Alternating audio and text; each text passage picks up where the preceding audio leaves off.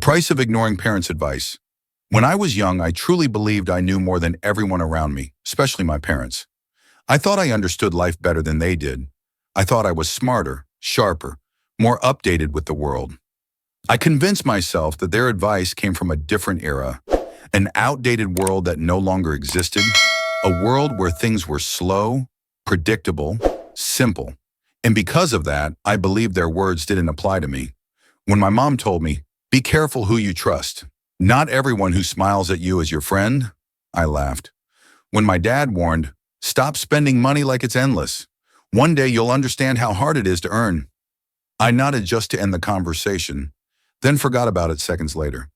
When my parents begged me to study, to build discipline, to think about my future, I replied with the same careless sentence every time. "Relax, I know what I'm doing." But the truth was, I didn't know anything at all.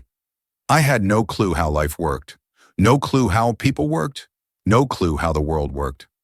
I lived inside a bubble built from youthful arrogance, from the illusion that being young meant being invincible. I thought I was too smart to fail, too lucky to fall, too unique to struggle. I believed that life would always open its doors for me simply because I existed, simply because I was me. And every time my parents tried to guide me, I treated their love like noise. I heard their voices, but I didn't listen. I thought their fear was unnecessary, their warnings were annoying, their concern was exaggerated. I thought they worried too much. I thought they didn't understand my generation. I thought they were old, too old to know anything about the world I lived in. And so I did what many young people do. I ignored them. I ignored everything. Their advice, their lessons, their experiences, their warnings, all of it. Because deep down, I believed I would never face the consequences they talked about.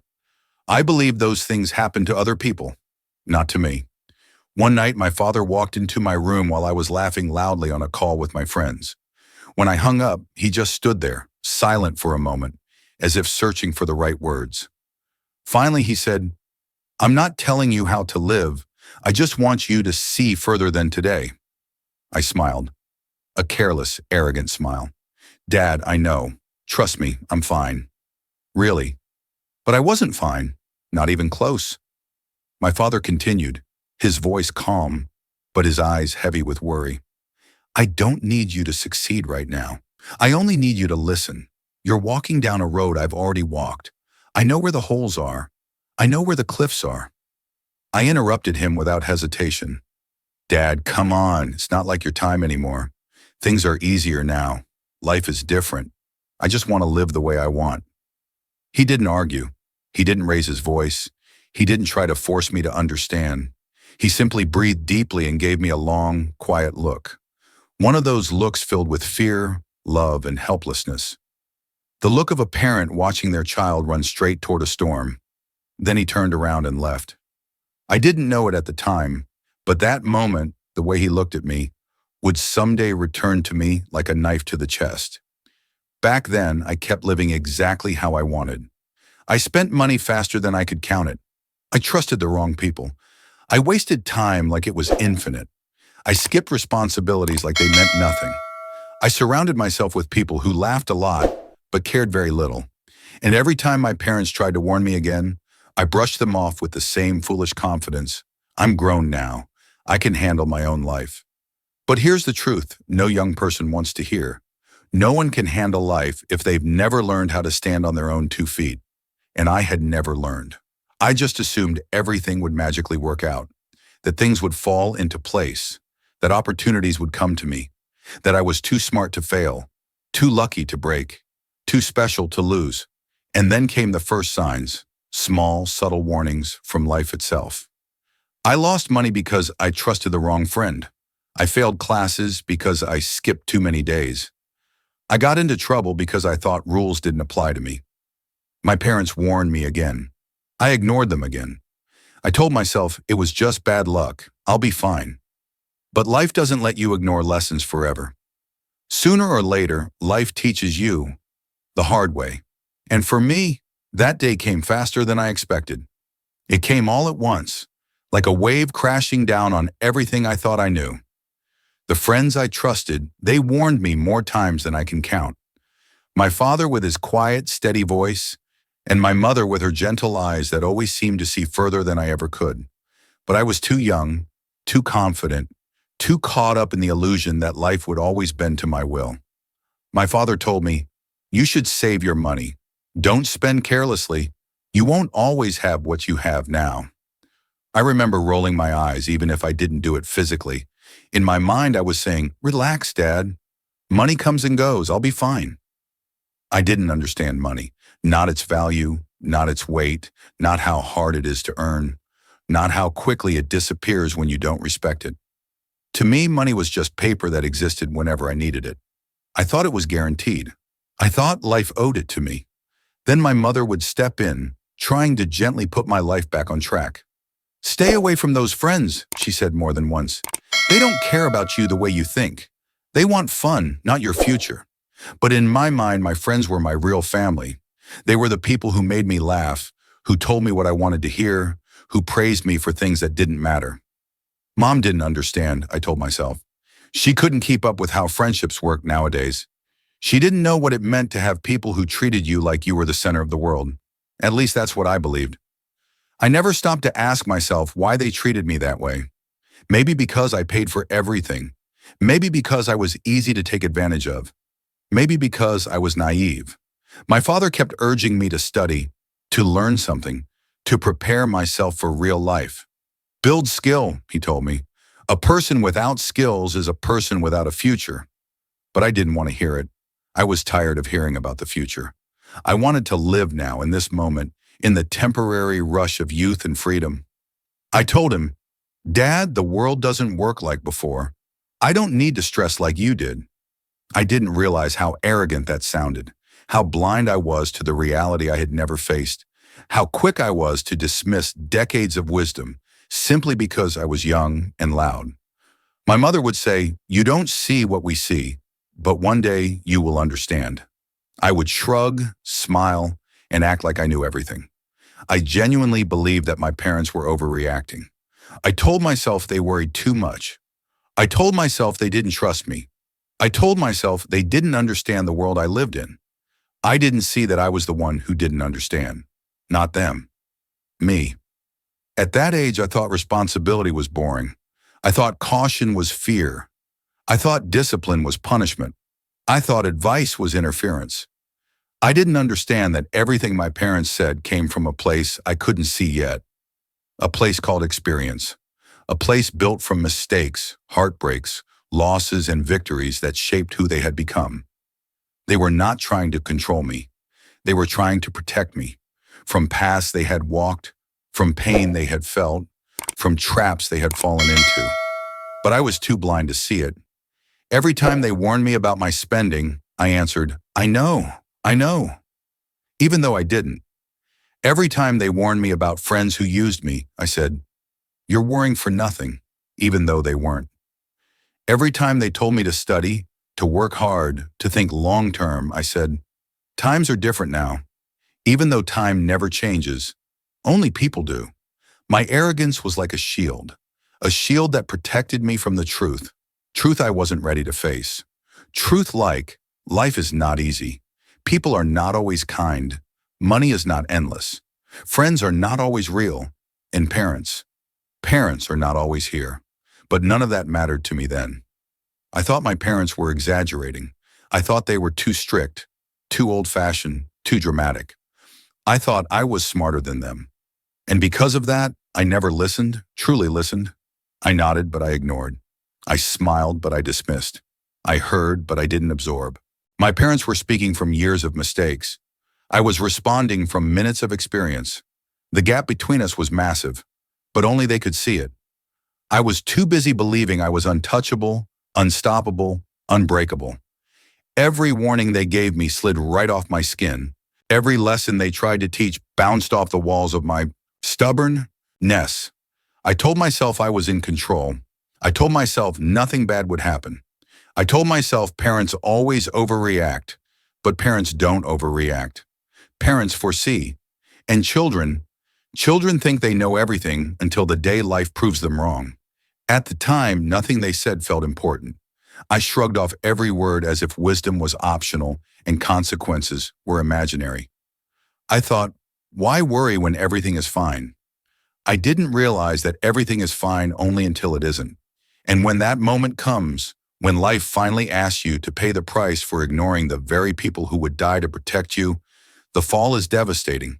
But back then, I didn't feel any danger at all. I felt invincible. I felt untouchable.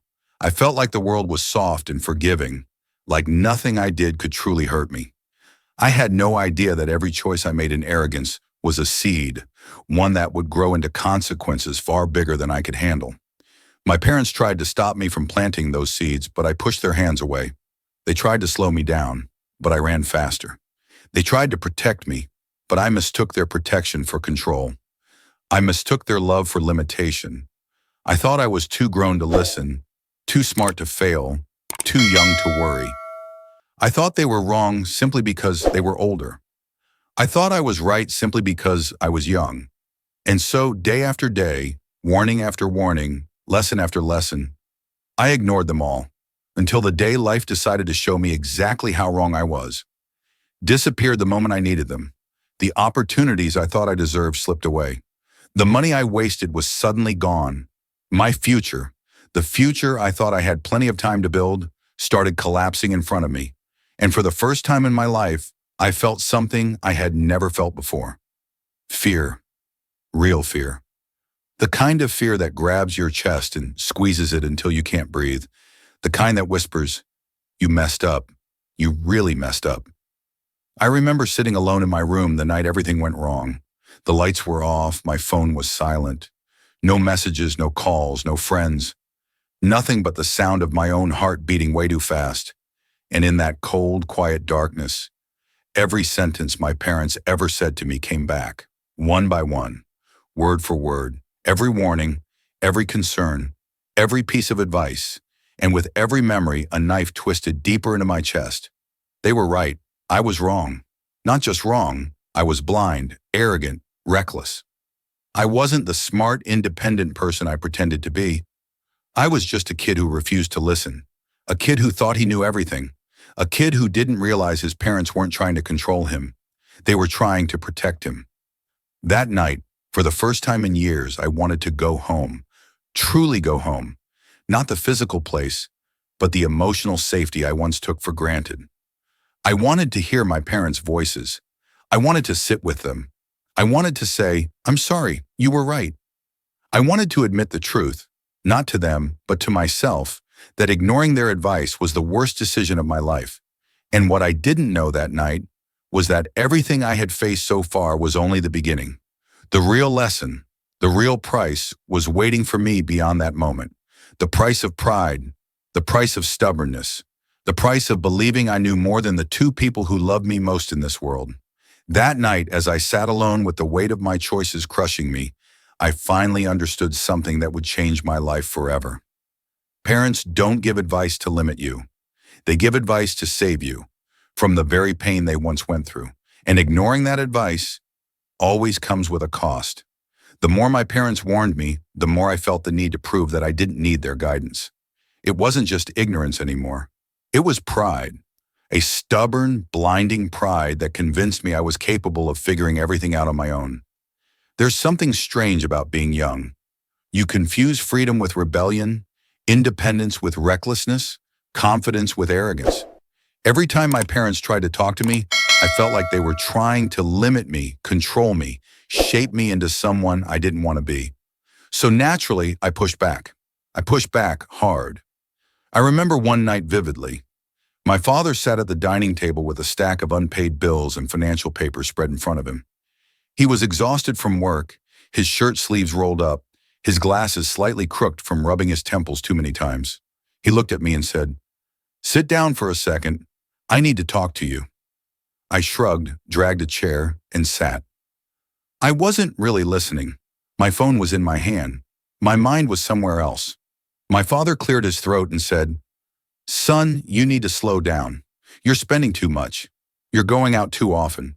You're depending too much on things you haven't earned." I took a deep breath and answered in the most dismissive tone possible, "Dad, I know how to handle myself. It's not a big deal. He looked at me with tired eyes. Not angry, not frustrated, just deeply disappointed. You think life is easy because you've never been without support, he said. You think money is simple because you've never had to earn it. You think friends are loyal because you've never been betrayed. But one day, you will understand. And I hope when that day comes, you won't be alone. I didn't want to hear that. I didn't want to feel the weight of his words. So I did what I always did. I brushed it off. Dad, things aren't like your time, I said. You're overthinking everything. You worry too much. My father didn't argue. He didn't raise his voice. He simply looked down at the papers again, as if realizing that nothing he said could reach me. And instead of feeling guilty, I felt relieved. I thought I had won the conversation. I thought I had proven that I was in control. I had no idea how wrong I was. My mother tried a different approach. She wasn't strict like my father. Her warnings came wrapped in softness, in fear, in care. One afternoon, she found me getting ready to go out. An expensive outfit, expensive shoes, expensive everything. She stood by the door holding a basket of laundry and said, "Sweetheart, can we talk for a moment?" I sighed, annoyed but pretending to be patient. "Sure, Mom. What is it now?" She hesitated, which I hated. It made me feel like she was tiptoeing around me. "I've been noticing the people you spend time with," she said. "I know they seem fun, but I don't think they care about you." Not really. They care about what you pay for. They care about what you offer, not who you are. I laughed, not because it was funny, but because I didn't want to believe she could be right. "Mom, you don't know them," I said. "You don't understand our generation. We're different. We're not like before." She looked at me and for a moment her eyes were filled with a sadness I couldn't explain. "I don't have to know them," she said quietly. "I just have to know you. And I can see that they are not helping you become better. They're pushing you further away from the person you're meant to be." Her words cut deeper than I expected. But instead of listening, I put up my guard. "Mom, stop worrying. I'm fine." She smiled a tired smile, the kind that hides fear behind love. "One day," she whispered, "you will see what I see. I just hope that day doesn't hurt too much." I walked past her without looking back, pretending her words didn't matter, pretending I was too mature for such conversations. But inside, a tiny part of me was uncomfortable. A tiny part of me knew she wasn't wrong. I just didn't want to admit it. Because admitting she was right meant admitting I was wrong. And at that age, being wrong felt like the end of the world. So I buried that discomfort deep inside and convinced myself that my friends were loyal, that money was easy, that life would always stay soft and forgiving. I kept living like nothing could touch me. I kept spending money my parents worked hard to earn. I kept failing classes while telling myself grades didn't matter. I kept partying with people who would vanish the moment trouble appeared. I closed my ears to wisdom and opened my heart to foolishness. I didn't realize I was building a tower of mistakes that would eventually topple and bury me. The worst part, my parents saw it coming. They saw everything. They saw the storm forming long before I felt a single raindrop. And nothing breaks a parent more than watching their child ignore the very dangers they're trying to protect them from. One evening, my mother left a note on my desk. She didn't dare say it to my face because she knew I wouldn't listen. The note said, "I don't want to control your life. I just want to keep you safe. Please don't shut us out. We love you more than you know." When I read it, I felt something twist in my chest, but I pretended I didn't. I tossed the note aside and went back to my world of noise, distractions, and temporary pleasures. Looking back now, that note was a warning, a soft warning, a gentle plea from someone who saw all the dangers I refused to see. But I ignored it, just like I ignored everything else. The truth is, I wasn't rejecting their advice. I was rejecting the idea that I could be wrong. I wanted to be independent, but I confused independence with isolation. I wanted freedom, but I confused freedom with recklessness. I wanted to be an adult, but I rejected the very lessons that turn a child into an adult. The distance between me and my parents grew wider and wider. Every time they spoke, I heard an attack instead of care. Every time they warned me, I heard doubt instead of love. Every time they advised me, I heard control instead of protection. And because I twisted their love into something negative, I pushed them further away. I didn't notice how their faces changed. I didn't notice how their voices softened. I didn't notice how they say some worried late at night when I wasn't home. I didn't notice how they whispered to each other, asking themselves where they went wrong. I didn't notice any of it because I was too busy living for today, too busy ignoring tomorrow, too busy pretending that consequences only happened to other people. I thought I was untouchable, but nobody is untouchable. Life doesn't let arrogance go unpaid, and one day life would present the bill, a bill far more painful than I ever imagined.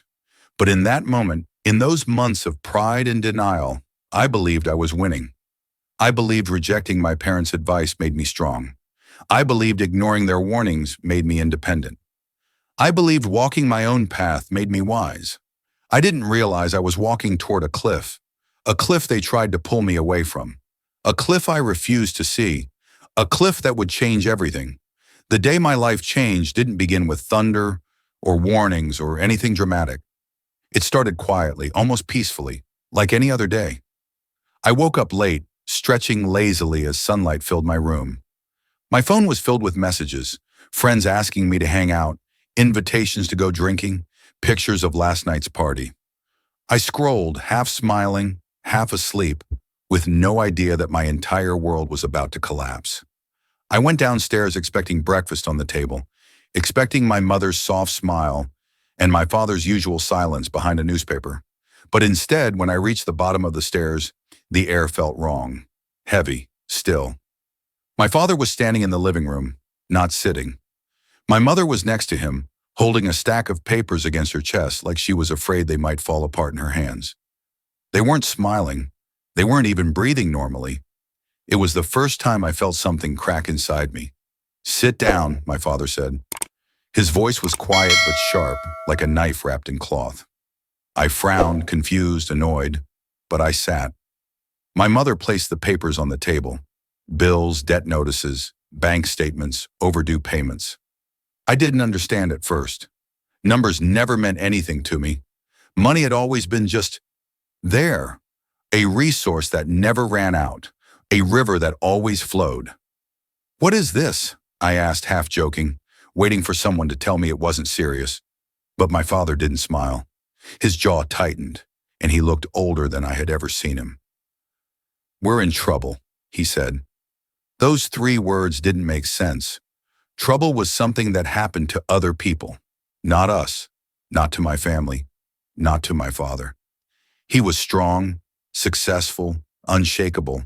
He was the man who always provided, always solved everything, always came home with the weight of the world hidden behind a calm face. "What do you mean?" I asked, feeling a strange coldness in my chest. My father took a long breath. "The business is failing," he said. "We lost a major investment. We've been trying to recover, but it's not enough." My mother reached over and held his hand. Her fingers trembled. That was when fear finally hit me. Not because of the papers, but because my mother was shaking. My mother never shook. "How bad is it?" I whispered. My father looked directly into my eyes, and the truth was brutal. "We might lose everything," he said. The room felt smaller. The air felt thinner. I felt like I couldn't breathe. Lose everything? The house? The car? The comfort? The life I took for granted? For a moment, the world spun. My mind raced back to all the warnings I ignored, all the nights I wasted, all the money I threw away without thinking. Suddenly, every word my parents ever told me hit me like a punch to the chest. "Why didn't you tell me earlier?" I asked, my voice cracking despite my efforts to sound strong. My father looked at me with tired eyes. "Because we wanted to protect you," he said. "We hoped things would improve. We didn't want you to worry." My chest tightened even more. Protect me? From reality? From the consequences of the life I lived so carelessly? My father continued, "But things got worse. And now, we don't have time anymore." My mother looked at me with eyes full of sadness. Sadness, but also something else. Fear and guilt, as if she believed failing financially made her a bad parent. That broke my heart in a way nothing else ever had. "What can we do?" I asked, my voice small, almost childlike. My father exhaled. "We need to cut expenses," he said. "Sell things. reduce everything, and he hesitated, and that silence sliced through me. And you, he continued, need to start taking responsibility. My stomach dropped. Responsibility? For the first time in my life, that word terrified me. I swallowed hard. What do you want me to do? I asked, though deep inside I already knew the answer. My father took the final stack of papers, job applications, internship listings, part-time positions. You need to work, he said. You need to learn how to stand on your own 2 feet. We can't carry you anymore. My mother placed a hand on his arm, as if begging him not to be too harsh. But he shook his head. He wasn't angry. He was done protecting me from reality, and reality had sharp teeth. I looked at the papers and felt something I had never felt before. Shame. Not the kind of shame you hide, the kind that crushes you slowly, painfully. Because in that moment, I realized something devastating. My parents had been drowning while I was busy living like a prince. They were losing sleep while I was partying. They were sacrificing while I was wasting. They were breaking silently while I was laughing loudly. And now the price of my ignorance had arrived, and it was much heavier than I ever imagined. My father stood up and walked toward the window. His shoulders slumped, his voice low.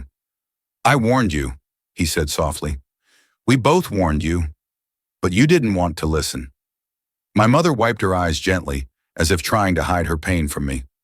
We never wanted you to feel this, she whispered, but we can't protect you forever. I wanted to say something, anything, but my throat felt tight and dry. For the first time in my life, I had nothing to say. No excuses, no arguments, no attitude, just silence. Heavy, suffocating silence. My father finally turned to me. Son, he said, this is the moment that will define you. You can either keep pretending life is easy, or you can grow up. His words weren't sharp, they weren't loud, they were simply true, and truth hurts deeper than anger ever could. My heart felt like it was breaking, not because we were losing money, but because I finally understood how blind I had been. My father walked past me, placing a hand on my shoulder, a hand that felt heavier than any weight I'd ever carried. Tomorrow, he said quietly, you start looking for a job. Then he walked away, leaving me alone with the shattered pieces of my old life. My mother stayed behind for a moment. She sat next to me, her voice soft but firm. We love you, she said. We always have. That's why we warned you. Her hand gently touched my cheek. This isn't punishment. This is life asking you to grow. And then she stood and walked after my father. I sat alone in the living room, surrounded by bills I didn't understand, consequences I deserved, and a silence that felt louder than any argument we ever had. The house suddenly felt unfamiliar, cold, fragile, like one touch could make everything fall apart. And maybe it already had. For the first time in my life, I felt scared, truly scared, because this wasn't a scolding. This wasn't a warning. This was reality, and it had arrived without mercy. My parents were right, and now I would have to face the cost of never listening to them. That night, I couldn't sleep. I lay in my bed staring at the ceiling, my mind replaying everything. My father's tired eyes, my mother's trembling hands, the stack of bills on the table, the silence that filled the house like a thick fog. For the first time, I understood what fear feels like. Not the kind of fear you get from a scary movie. Not the kind that makes you jump. This was a slow, heavy fear that pressed on your chest, a fear that whispered, this is real, and you caused part of it. I kept asking myself the same question. How did we get here? But deep down, I knew the answer. I ignored every warning. I wasted every opportunity. I lived like consequences didn't exist, and now they were knocking on my door. Early the next morning, I heard my parents downstairs. They weren't arguing. They weren't complaining. They were just quiet. That worried me more than anything.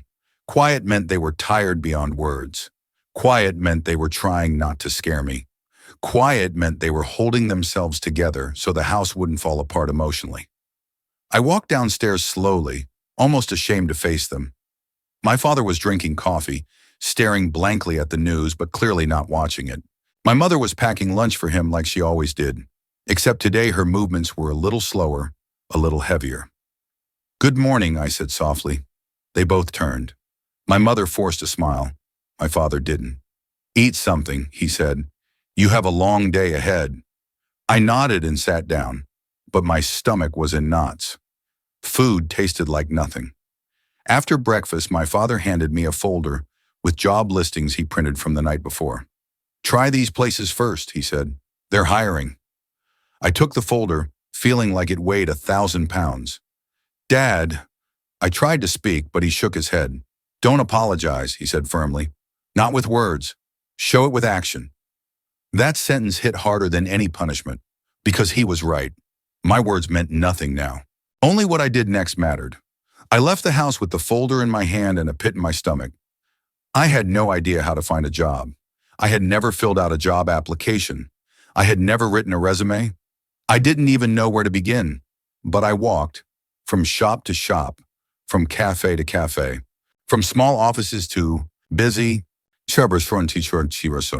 tours. Each place was the same.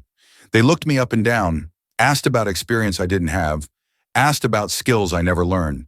Sorry, we're looking for someone with experience. Sorry, we need someone who can work full-time. Sorry, we're not hiring anymore. Leave your application. We'll call if something opens. But no one called. The rejection stung, but what hurt more was realizing that I was useless in the real world.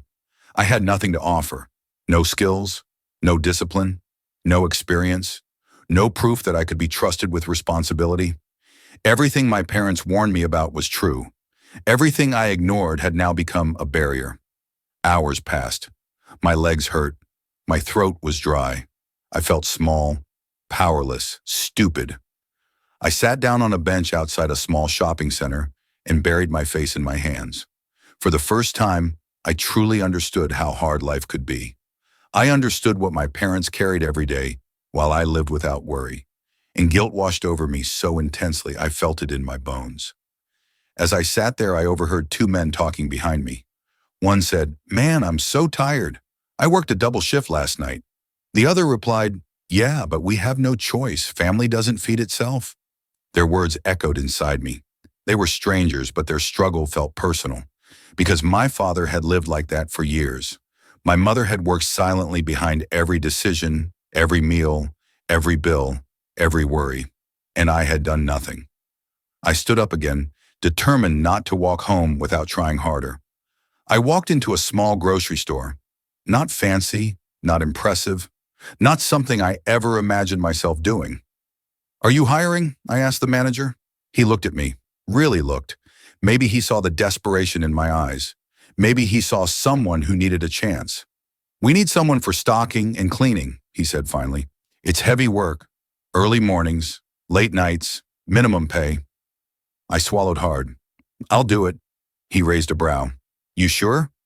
"Yes," I said, my voice steady. "I need this." He handed me a form. My hands trembled slightly as I filled it out. It was messy, unprofessional, full of blank spaces where skills should have been, but it was honest. When I returned it, the manager nodded. "Come tomorrow at 6 in the morning." 6. In the morning. I had never woken up that early for anything in my life. But this time, I didn't complain. I didn't question. I didn't negotiate. I simply nodded. "Thank you," I said quietly. The walk home felt different. The world looked different. I wasn't proud of the job. I wasn't happy. But I felt responsible, like I had taken the first step into adulthood. When I walked in the door, my parents looked up immediately. They didn't ask if I got a job. They didn't want to pressure me. But when I said, "I start tomorrow," their expressions changed. My mother covered her mouth with her hand as tears filled her eyes. My father nodded slowly, a small but meaningful gesture. "Good," he said. "Very good." The next morning, my alarm rang at 5 a.m. I wanted to sleep. My body screamed for it, but I forced myself up. I took a cold shower to wake up. My mother had already prepared a small breakfast and a simple lunch. "You'll need energy," she said. My father walked me to the door. He didn't say much, but just as I stepped outside, he placed a hand on my shoulder. "This is the beginning," he said. "Make it count." The grocery store was nothing glamorous. The floors smelled like detergent. The back room was cramped. The work was physical, lifting crates, stacking shelves, sweeping floors, carrying heavy boxes. Within the first hour, my arms were shaking. Within 3 hours, sweat dripped down my back. By noon, my legs felt like they were made of concrete. I wanted to quit. My mind whispered, "This isn't you. You don't belong here. Just go home." But another voice, quieter but stronger, said, "Your father did harder things for you. Don't quit." That voice kept me going. Every time my muscles screamed, I thought of my father staying up late to pay bills. Every time I felt embarrassed, I thought of my mother holding back tears over financial stress. Every time I wanted to give up, I remembered the look on their faces the day they told me the truth. I wouldn't go back to being the person who ignored them. I wouldn't be that child again. Not now, not ever. When my shift finally ended, I felt like collapsing. But as I walked home with tired legs and sore hands, something unexpected happened. I felt proud. The kind of pride that doesn't come from money or gifts or praise. The kind of pride that comes from earning something for the first time in your life. When I entered the house, my mother saw my sweaty shirt and tired eyes and rushed to me. "Are you okay?" she asked. I nodded. "Yes," I said. "I'm tired, but I'm okay." My father appeared behind her. He didn't smile, but his eyes softened in a way I had never seen before. "Good job," he said simply. Just 2 words, but they meant everything. That night, as I sat on my bed, exhausted but awake, I realized something important. This wasn't punishment. This was transformation. Life wasn't destroying me. It was rebuilding me. And all the pain, all the effort, all the struggle, it was the price of the lessons I refused to learn earlier. I finally understood my parents' warnings. I finally understood responsibility. I finally understood reality. And tomorrow, I would wake up and do it all again. Not because I had to, but because I needed to. Because growing up starts the moment you stop running from life. And for the first time ever, I wasn't running anymore. The first week of work felt like walking into a different universe, one I had never bothered to imagine before. Every morning, my alarm rang at 5, slicing through the silence like a sharp blade. I would sit on the edge of my bed, exhausted before the day even began, staring at my reflection in the dark window and wondering how many years my parents had lived exactly like this. For years, I had woken up to comfort. Now I woke up to responsibility. And responsibility was heavy. On the 4th morning, my hands were swollen from lifting boxes. My shoulders ached every time I moved. My back screamed with every bend, every twist, every effort. Yet somehow, standing in that cold grocery store at 6 in the morning, I felt more alive than I ever had in the countless nights I wasted partying. Work humbled me in ways I never expected. It stripped away arrogance. It stripped away excuses. It stripped away the illusion that life would always be soft. It revealed the truth. Life demands effort, and for the first time, I was giving it. The manager, Mr. Carter, wasn't friendly, but he was fair. He didn't care where I came from or what life I had before. He only cared about whether I showed up and did the job right. "You're slow today," he said one morning, without looking up from his clipboard. I wanted to explain I was tired, that my whole body hurt, that I wasn't used to this kind of work. But instead, I just nodded. "Yes, sir, I'll move faster." And I did, not because he demanded it, but because I demanded it from myself. There was no room left for excuses. Around me, co-workers who made half my former allowance were working 3 times harder without complaining. There was Luis, a middle-aged father of 3 who lifted crates heavier than mine without flinching. There was Maria, a young mother who worked 2 jobs and still smiled at every customer who walked in. There was Joseph, a retired veteran who stocked shelves with quiet pride, humming old songs under his breath. I watched them closely. I studied them. They had something I had never had: resilience, strength, pride in effort, a sense of purpose that didn't come from comfort or privilege, but from doing what needed to be done. They didn't lecture me. They didn't judge me.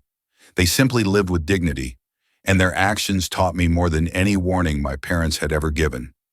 After work each day, I dragged my tired body home. The walk felt longer every evening, but the moment I stepped through the front door, something magical happened.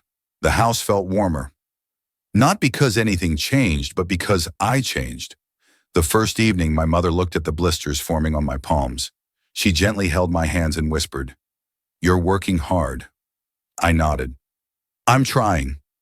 She looked like she might cry, but she didn't. Instead, she said something I'll never forget. You finally see the world the way your father sees it. My father rarely commented, but every night when I came home, he would glance up from his chair and ask the same question. How was work? And every night I answered honestly, hard. He nodded every time, the same way with the same quiet expression. Good, he said. Hard is good. Hard means you're growing. I never understood what he meant until that week. Hard wasn't punishment. Hard was purification. Hard was transformation. Hard was the beginning of maturity. One evening after a particularly exhausting shift, I entered the store's back room to grab the mop. Mr. Carter was there, leaning against a stack of boxes watching me. You look tired, he said. I laughed weakly. I am. Thinking of quitting? He asked. I looked at him, truly looked at him, and shook my head. No, I need this. Something softened in his expression. Not sympathy exactly, but respect. Good, he said, because tired is temporary. Growth isn't. I carried that sentence with me long after I left work. It replayed in my mind as I walked home under the dim streetlights, my uniform stained, my hands rough, my legs shaking. Tired is temporary. Growth isn't. I thought back to the days when I woke up at noon, when I spent money without thinking, when I believed I was unstoppable. That old version of me felt like another person entirely. Someone entitled, someone shallow, someone fragile. But now, even though my body ached, I felt stronger. Not physically, mentally. Emotionally, spiritually. Work was changing me. Not instantly, not dramatically, but steadily, quietly, deeply. Each shift stripped away another layer of the naive kid I used to be. Each hour taught me the value of effort. Each challenge built a piece of the adult I was becoming. After the first week, my paycheck came. It wasn't much. In fact, it was smaller than the amount I used to blow in one night with friends. But when I held that envelope in my hands, something happened. Something I never expected. I felt proud. Deeply, overwhelmingly proud. Because this wasn't money given to me. This wasn't money handed out in generosity. This was money earned with sweat, with pain, with effort. My effort. And that made it priceless. When I got home, I placed the paycheck on the table in front of my father. His eyes flickered. Not surprise, not joy, but something heavier. Recognition. He picked up the envelope, turned it over, and then looked at me. He didn't say, good job. He didn't congratulate me. Instead, he said something far more meaningful. Now you understand, he said, and I did. For the first time in my life, I understood what it meant to earn, what it meant to sacrifice, what it meant to contribute. I understood why my father always came home tired, why my mother always worried about money, why they warned me again and again about responsibility. I understood everything I had been blind to, and with that understanding came something I never felt before: gratitude. Gratitude for their sacrifices, gratitude for their patience, gratitude for the life I had taken for granted for so long. That night before going to bed, I sat alone in my room and thought about the person I used to be. The version of me who ignored advice, who wasted time, who trusted the wrong people, who believed life would always be easy. That version of me was gone, not because I hated him, but because I outgrew him. Growth is painful. Growth is uncomfortable. Growth requires shedding who you were so you can become who you're meant to be. And I was finally becoming someone I could respect. As I lay down exhausted but peaceful, I whispered a quiet promise to myself. This is just the beginning. I won't waste the second chance life has given me. As the days turned into weeks, something inside me continued to shift in ways I never expected. Work didn't get easier, but I got stronger. The early mornings stopped feeling like punishment and started feeling like purpose. The heavy lifting didn't feel like torture. It felt like progress. I wasn't just showing up for the job anymore. I was showing up for myself, for my parents, for the person I wanted to become. The grocery store became my training ground, my battlefield, my classroom. Every aisle taught me discipline. Every shelf taught me consistency. Every task, no matter how small, taught me humility. There were moments I still struggled, days I felt like quitting, Times when exhaustion dragged me down to places I had never been. But each time, something pushed me forward. Sometimes it was the memory of my father's tired face. Sometimes it was the sound of my mother's voice telling me she believed in me. And sometimes it was the simple fact that I didn't want to go back to the person I used to be. I couldn't. I had come too far. One afternoon during a short break, I sat outside behind the store, leaning against the brick wall. The air smelled like rain, and dark clouds gathered overhead. Luis, the father of three, walked out with 2 cups of cheap vending machine coffee. He handed one to me without saying a word. I accepted it with a grateful nod. He lit a cigarette, took a slow drag, and said, "You work hard, kid." I shrugged. "Trying to." He smirked. "Trying is better than most." We sat in silence for a while. Then he looked at me, really looked at me, and said, "You're not like the usual young guys who come in here. They quit in 2 days." I laughed lightly. "I almost did." "But you didn't," he said. "That's what matters." Something about his words hit me deeply. He didn't know my story. He didn't know the mistakes I made. He didn't know the privilege I once lived in. But he saw the effort. And for the first time in my life, effort felt like identity. It felt like worth. As the weeks continued, the people at the store became less like coworkers and more like quiet mentors. They didn't teach me with lectures. They taught me with their lives. Through consistency, through resilience, through quiet strength. Maria taught me patience. She never raised her voice, no matter how rude customers were. She simply smiled, apologized, and carried on. Watching her made me realize how soft I had been, how easily I broke under pressure because I had never built any emotional muscle. Joseph taught me presence. He moved slowly, intentionally, as if every action meant something. When he talked, he listened too. Something I had never been good at. He showed me that real adulthood wasn't about being busy, but about being responsible in small, steady ways. Even Mr. Carter, strict and blunt as he was, taught me the importance of self-respect. "Don't halfway anything," he told me one morning when he caught me rushing a task. "If you're going to do something, do it right. Your work is your name." That sentence stuck with me like glue. Your work is your name. Before that job, my name meant nothing to me except privilege, pride, and entitlement. Now it meant effort, discipline, improvement, and every day I tried to live up to it. One Friday evening, after a long shift restocking heavy crates, I dragged myself home. My shirt was soaked with sweat, my hands were raw, my legs shook with every step. But something felt different the moment I walked through the front door, an energy I couldn't explain. My father was sitting at the table, sorting through more financial documents, the same ones that used to scare me. But this time, when he looked up, his expression changed. Not dramatically, not a big celebratory smile, but a subtle softening, a recognition he had been waiting years to see. "Long day?" he asked. "Yeah," I said, dropping into a chair. "Very long." He studied me for a moment, then he said, "Good." There it was again, that one word he always used, good. But now I understood what good meant.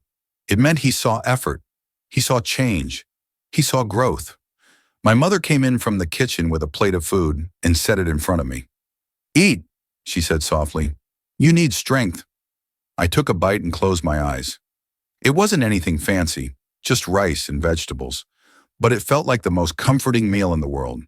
For the first time in my life, I appreciated the small things, the simple things, the things I used to overlook. After dinner, my father gathered the papers into a neat stack and said, "Come with me." I followed him to the backyard. The sun was setting, painting the sky in soft shades of orange and purple. He leaned against the railing and crossed his arms. "I've been watching you," he said. Normally, those words would have annoyed me, but today they felt grounding. "You've changed," he continued, "not because life got easier, but because life got harder." I nodded, my throat tight. "I had to," I said. He shook his head. "No, you chose to." I hadn't thought of it that way. He looked up at the darkening sky.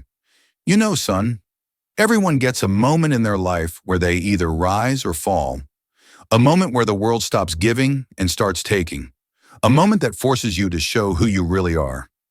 I stayed quiet, listening with a level of focus I never had before. "This was your moment," he said, "and you didn't run from it." I felt emotion swell inside me. Guilt, pride, sadness, gratitude. An overwhelming mix of everything I had never expressed. "Dad," I whispered, "I'm sorry." He looked at me, not with anger, not with disappointment, but with something much deeper. "I know," he said, "but don't be sorry for the past. Be responsible for the future." That sentence cut through me like truth always does, and standing there under the fading light, I realized something life-changing. My father never wanted perfection. He wanted effort. He didn't need me to be successful. He needed me to be responsible. He didn't want to control my life. He wanted me to grow into someone who could live it with strength. The next morning before my shift, I caught my reflection in the store's window. Same face, same eyes, but a different person. A person who worked. A person who tried. A person who listened. A person who cared. Growth doesn't happen in a moment. It happens in the small decisions you make every single day. And day by day, decision by decision, effort by effort, I was becoming someone new, someone stronger, someone wiser, someone my parents could be proud of, but most importantly, someone I could be proud of. And as I walked into the store, ready for another shift, something inside me whispered a truth I had never believed before. I am not defined by the mistakes I made. I am defined by the person I choose to become now. Recognition is a strange thing. It doesn't come the moment you want it or the moment you think you deserve it. It comes quietly, slowly, almost secretly, like a sunrise creeping into a dark room without making a sound. And for someone like me, someone who had spent years ignoring advice, wasting time, disappointing the very people who love me most, recognition wasn't something I expected. I thought my parents would always see me as the careless kid I used to be. I thought their trust was lost forever. I thought no amount of effort could erase the years I spent taking them for granted. But I was wrong. Recognition doesn't come when you speak. It comes when you change. And change was exactly what I was doing. Day after day, shift after shift, sunrise after sunrise. One morning after nearly 2 months of working at the store, something unexpected happened. I came downstairs as usual, fighting off the heaviness in my arms. I shook Akira Wadabuano and legs, already bracing myself for another long day. My mother was at the stove cooking breakfast. My father sat at the table reading the newspaper, his glasses slightly tilted. It looked ordinary, almost too ordinary. But as soon as I walked in, I felt something different in the air. A softness, a warmth, a quiet pride. "Good morning," my mother said, her smile gentle in a way I hadn't noticed before. "Morning," I replied, rubbing my eyes. My father lowered his newspaper slowly, studying me with a seriousness that made me straighten up. "Sit," he said. I sat immediately. He looked at me for a moment, long enough to make me nervous. Then he asked, "How are you feeling?" I shrugged. "Tired." "Good," he said, that word again. But this time it felt different. He folded his newspaper and set it aside. "Your shift starts in an hour, doesn't it?" "Yeah," he nodded. "And you haven't been late once." It wasn't a question. It was a statement of acknowledgement. My mother placed a plate of eggs and toast in front of me. "You've been working so hard," she said softly. "Even when you're exhausted, you keep going." I felt my chest tighten. I wasn't used to this. I wasn't used to being seen in this way. Not as a burden, not as a disappointment, but as someone who was trying, someone who was improving, someone who was growing. "We've noticed," my father continued, "you wake up early, you come home tired. You haven't gone out with those friends anymore. You've become more responsible, more disciplined." He paused, his eyes softening. "You've changed." My mother nodded, tears glistening at the edges of her eyes. "We're proud of you." Those 4 words hit me harder than any scolding, harder than any punishment, harder than any rejection I ever faced. Because for years I had taken their pride for granted, assuming it was automatic, something I was entitled to simply because I was their child. But now, hearing it again after so long, it felt like a gift I didn't deserve. My throat tightened, my eyes burned. I tried to swallow the emotion rising up in me, but it wouldn't go away. "Thank you," I whispered, my voice barely audible. My father leaned back in his chair. "This is just the beginning," he said. "You still have a long way to go, but now we know you can handle it." I nodded slowly, letting the words sink in. This wasn't just praise, it was trust. Trust I had lost. Trust I had finally earned back. But recognition didn't end at home. It followed me everywhere, sometimes in the smallest ways. One day while organizing shelves, Mr. Carter approached me with his usual stern expression. "Follow me," he said. My heart raced. I thought I had done something wrong. Maybe I missed a label. Maybe a customer complained. Maybe I worked too slow. But instead of taking me to the back room, he took me to the office, a small, cluttered space with metal filing cabinets and a dusty fan in the corner. He crossed his arms. "I've been watching you," he said, the same words my father had spoken days earlier. "You've improved. You're faster, more careful. You take responsibility." I blinked, unsure whether I heard him correctly. "You're one of the hardest workers here now," he continued. "So I'm giving you more hours and a small raise."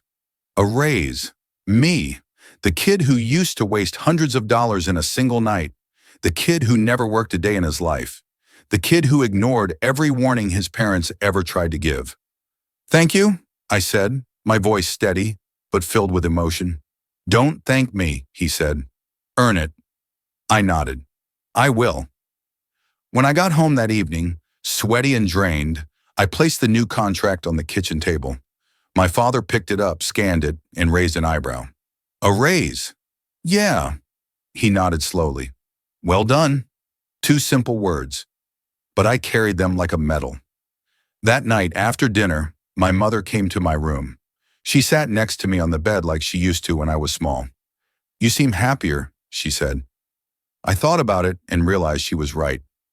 I was happier, not because life was easy, but because I was finally earning my life instead of borrowing it. "I am happier," I said. She smiled gently. "I always knew you had the strength in you. I was just waiting for you to see it too." I felt tears rise again. "I'm sorry," I whispered, "for everything, for not listening, for making things harder." She held my hand. "You're listening now," she said. "That's what matters." Recognition doesn't erase the past. It doesn't rewrite the mistakes, but it gives them meaning. It transforms regret into responsibility. It turns shame into strength. And in that moment, I realized something beautiful. My parents never needed me to be perfect.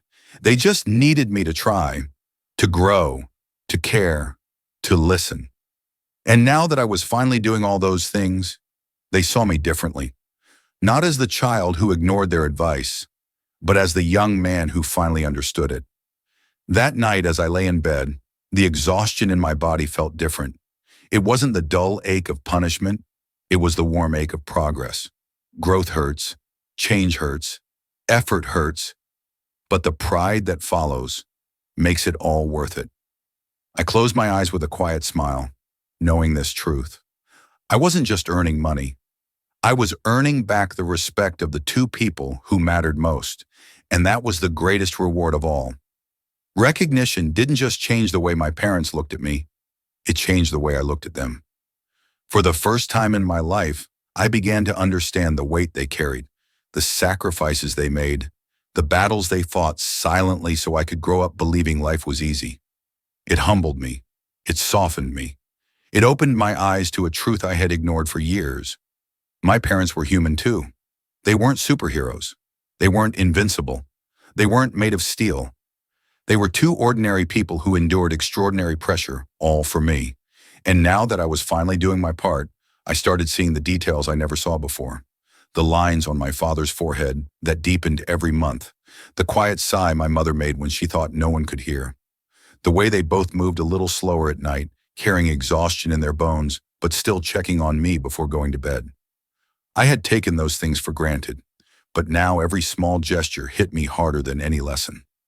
One morning, as I was getting ready for work, I walked past my parents' room and saw the door slightly open. Inside, my father was sitting on the edge of the bed, massaging his shoulders, wincing with pain. My mother gently rubbed his back, whispering, "You should rest today." But he only shook his head and said, "We need the overtime this month." My heart twisted. I wanted to walk in and tell him I would take more shifts, that he didn't have to push himself so hard, that I could finally help. But I didn't. I wasn't ready. Not yet. Instead, I carried that image with me throughout the day like a weight strapped to my chest. It reminded me why I was working. It reminded me why I had to keep pushing. That evening after my shift, I came home to the smell of food cooking in the kitchen. My mother stood at the stove, humming softly. She looked tired, deep tired, the kind that creeps into your eyes and stays, but she smiled when she saw me. "You're home," she said. "Dinner's almost ready." I walked up behind her and gently placed my hands on her shoulders. "Let me help," I said. She turned around, surprised. I had never asked to help before. Not once.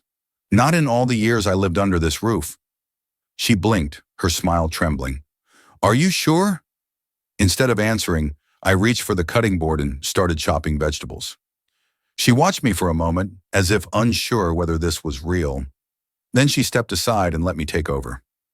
We cooked together in silence, a peaceful, healing silence. When dinner was ready, my father joined us at the table. He looked exhausted, but when he saw the meal, he raised an eyebrow. "You cooked?" he asked. I shook my head. "We cooked." He studied me with a long, unreadable gaze, then nodded slowly. "Good." That one word again. But now it felt like the highest compliment in the world. After dinner, my father stayed behind to wash the dishes. I dried them. It was such a simple gesture, something families do every day. But to us, it meant everything. For years, they had done all the work, all the cleaning, all the supporting. Now I was finally stepping into the space I had avoided my entire life. Later that night, as I walked into the living room, I saw my father sitting alone, staring quietly at an old photograph of our family, a picture taken when I was maybe 6 years old. We were at the beach. My mother was laughing. My father had me on his shoulders. I was reaching up toward the sky, fearless, carefree, a kid who believed the world belonged to him. He didn't notice me at first. When he finally looked up, I saw something in his eyes I had never seen before. Vulnerability. The kind of vulnerability parents rarely show their children. "I miss those days," he said softly. "Back then, you thought I could do anything. You thought I never got tired." He paused, his voice dropping. "I wish I could have stayed that strong forever." My chest tightened. For the first time, I understood what he was saying. He wasn't complaining. He wasn't asking for sympathy. He was allowing me to see him, truly see him, not as a father, but as a man who sacrificed his youth, his health, his dreams to carry a family on his back. "You're still strong," I said quietly. He shook his head. Not like before. He looked down at his hands that were rough, tired, worn from years of labor. "But I'm proud of the man you're becoming, even if it took time." My throat tightened. "I'm sorry it took so long," I whispered. He shook his head again, not in dismissal but in understanding. "Growing up always takes longer than we expect." For a moment, we just sat there in Hornwinham de Morn's lens, the photograph still glowing under the lamp. Then he handed it to me. "Keep this," he said. "Remember where you came from, and remember who believed in you even when you didn't believe in yourself." I held the photo gently, feeling something shift inside me, something deep, something permanent. It was the moment I realized the truth. My parents weren't just proud of my progress. They were relieved. Relieved that I was finally growing. Relieved that I was finally understanding.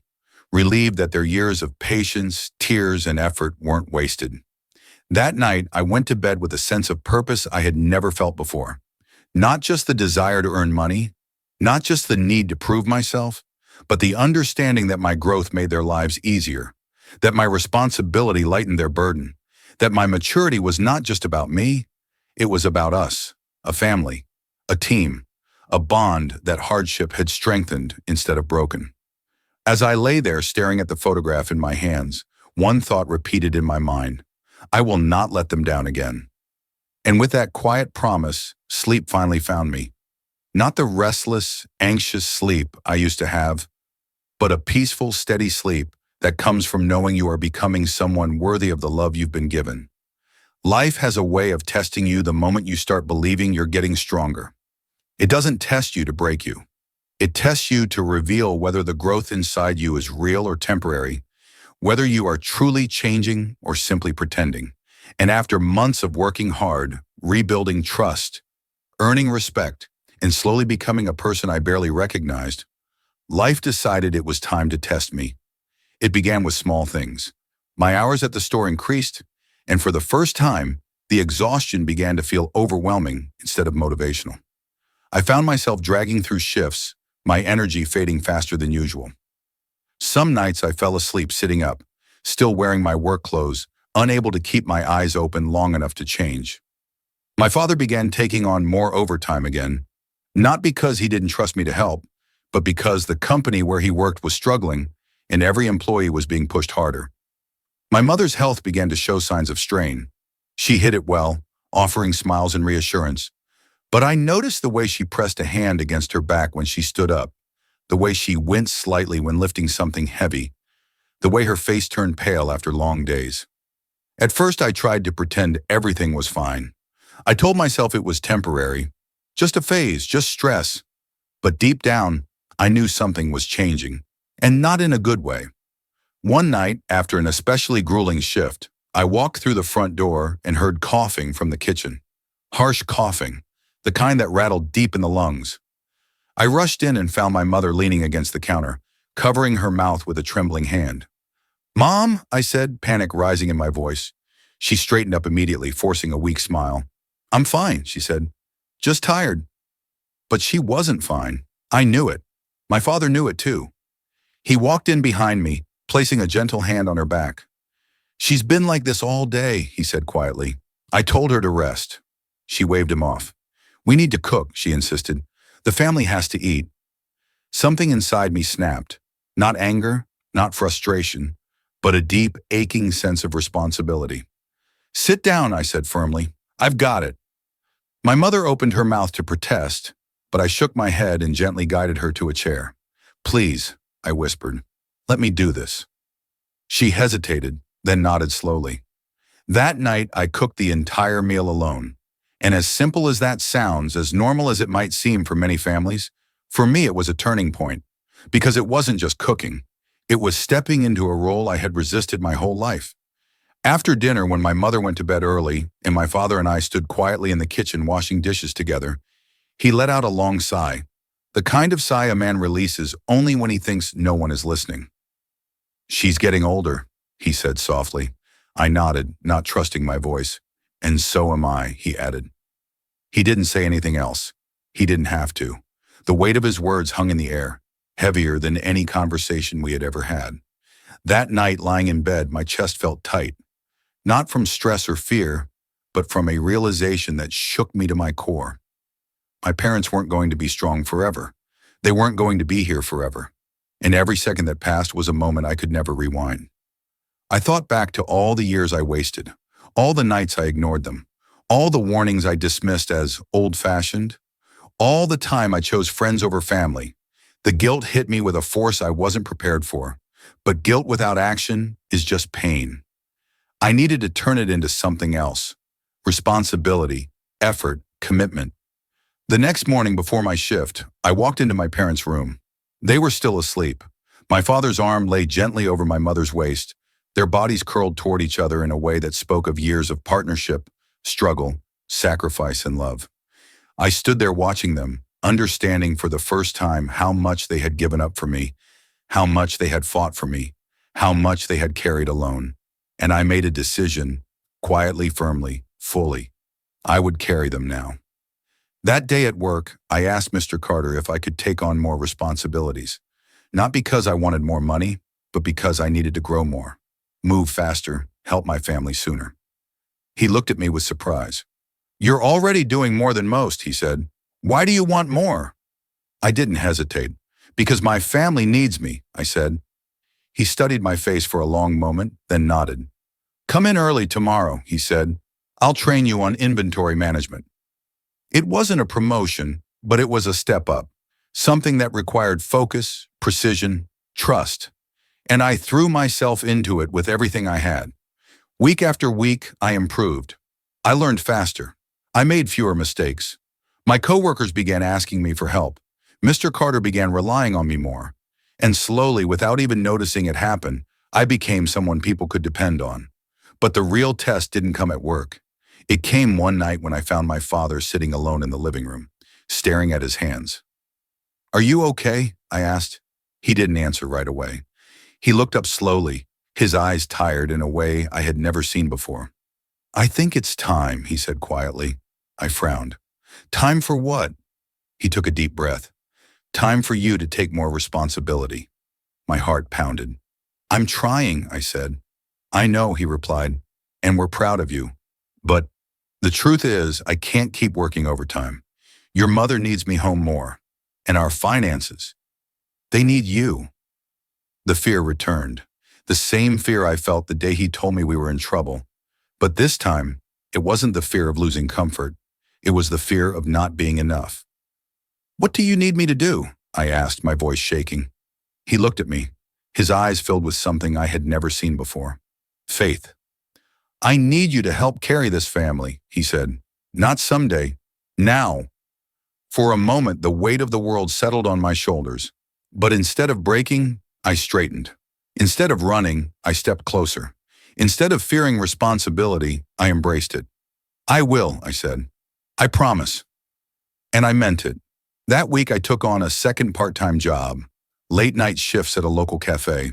I slept less, I worked more. My body ached constantly. But every time I wanted to quit, I pictured my mother coughing in the kitchen, my father massaging his stiff shoulders, the stack of bills that used to terrify me. And I kept going. My parents noticed. My mother tried to convince me to rest, but I shook my head. "Let me help," I said gently. "You've taken care of me my whole life. Let me do it now." She cried, quiet tears, the kind that fall from gratitude, not sadness. My father didn't cry, but pride softened his face every time he looked at me. One evening after finishing both shifts, I came home to a dark house. Only one light was on, the kitchen light. My father was sitting at the table sipping tea.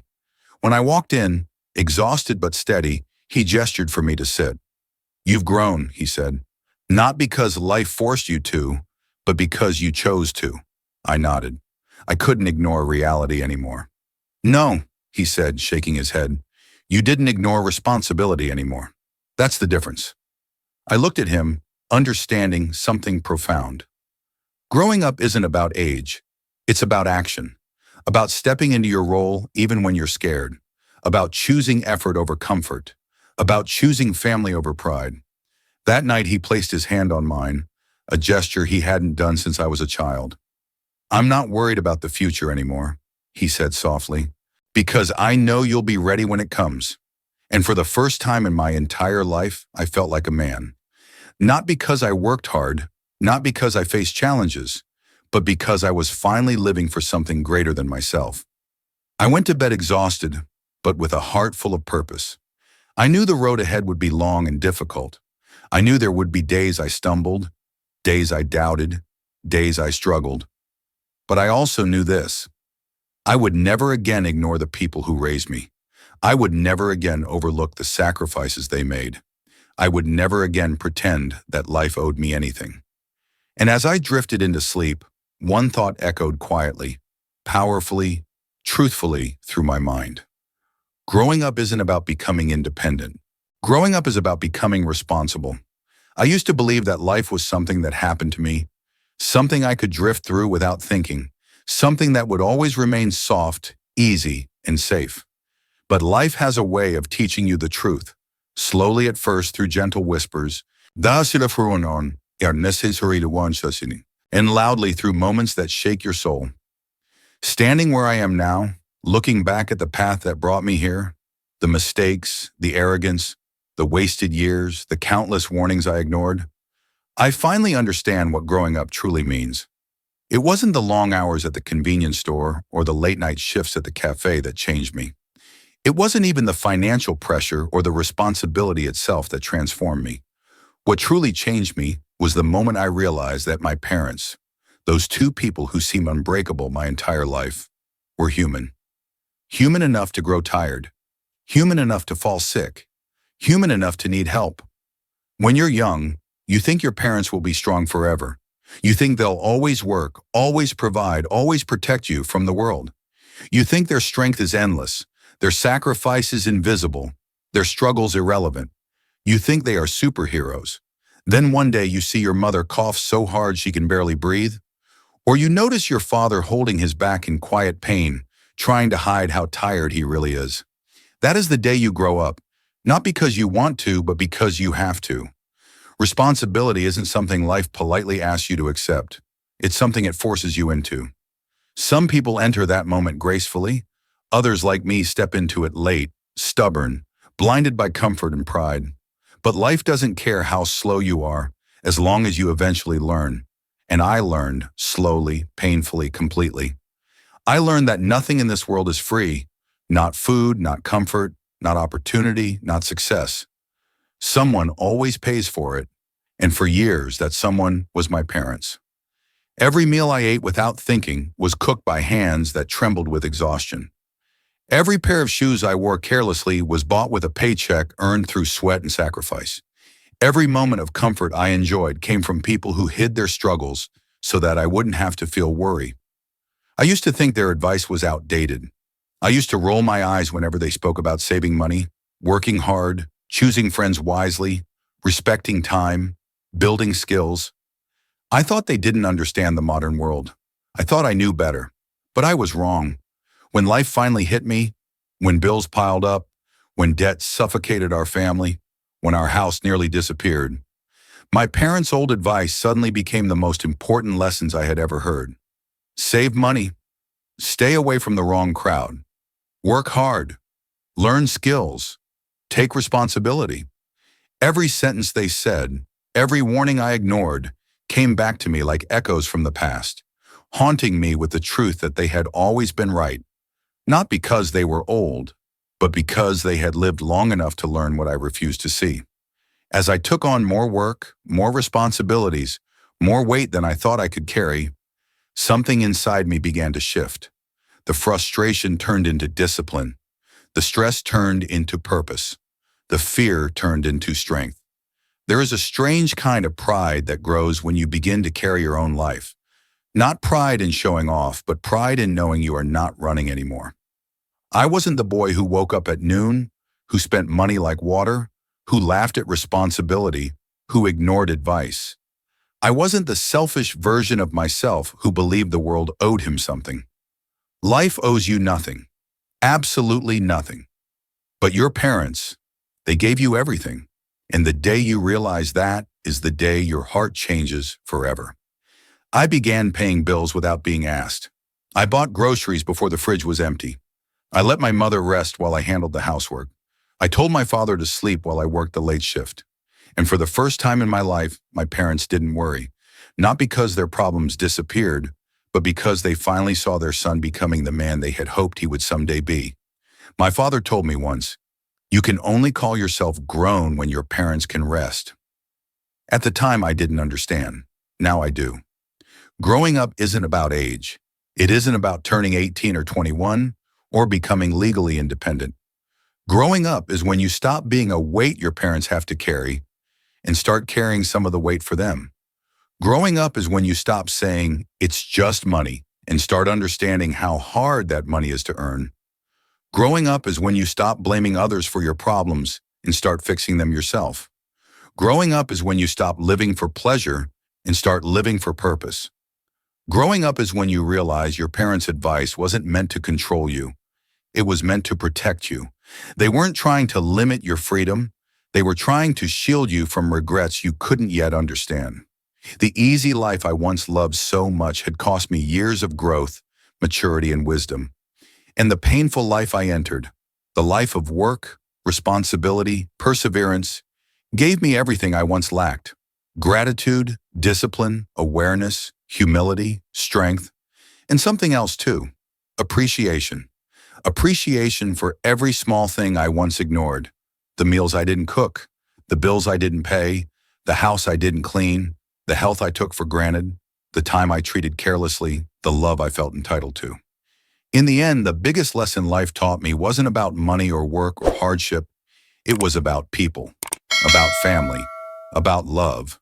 about the invisible sacrifices that parents make without ever asking for anything in return. I used to resent responsibility. Now I wear it like armor. I used to avoid effort. Now I chase it. I used to fear the future. Now I am building it. When I look at my parents today, older, softer, slower, I don't feel sadness. I feel purpose. I feel gratitude. I feel an unshakable duty to give them the peace they spent their entire lives trying to give me. Life has changed. I have changed. And if I could go back in time and talk to my younger self, the naive, careless boy who wasted years ignoring the two people who loved him most, I would place a hand on his shoulder and say only one thing. Listen to them. They're not trying to stop your life. They're trying to save it.